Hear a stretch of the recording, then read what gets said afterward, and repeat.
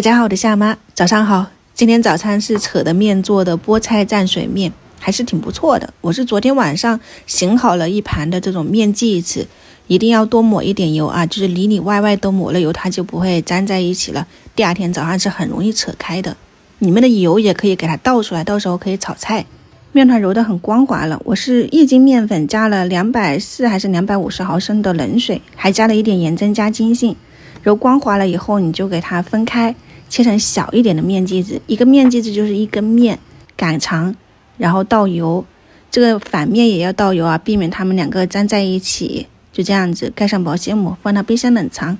第二天早上我是现在都6点40多分了吧，然后就给它直接烧一锅水，就这面剂子往旁边一扯，一根面就搞定了。如果你想要更薄一点，你就把厚一点的地方稍微划一划，划薄一点再丢到水里面。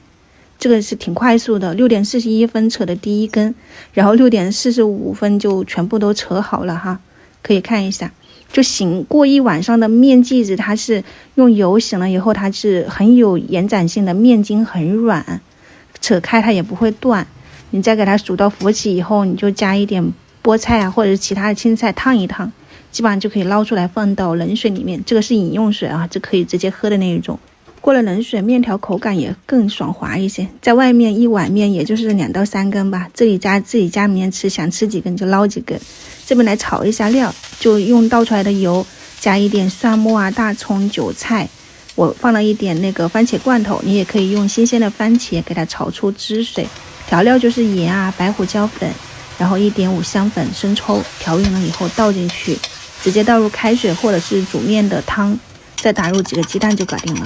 其实这个汤底我觉得你可以用肉末酸菜的呀，也可以其他的油泼面都行的，只要面条炒好了，想怎么吃都可以。我放的是上一次我们自己做的那个天水麻辣烫的辣椒油，不辣的，但是又很香，有一点辣椒红油在上面，就看起来更有食欲。今天的蘸水面就是这种菠菜蘸水面，供大家参考一下。我一旦碰到面食，我就停不下来了。昨天蒸的馒头，我今天就想要扯面条。馒头我想要留到今天早上吃嘛，但他们昨天一下午回来就很饿的那种，就全部都干光了。今天扯了面条就是早餐了哈，就这样啦，晚上再见，拜拜。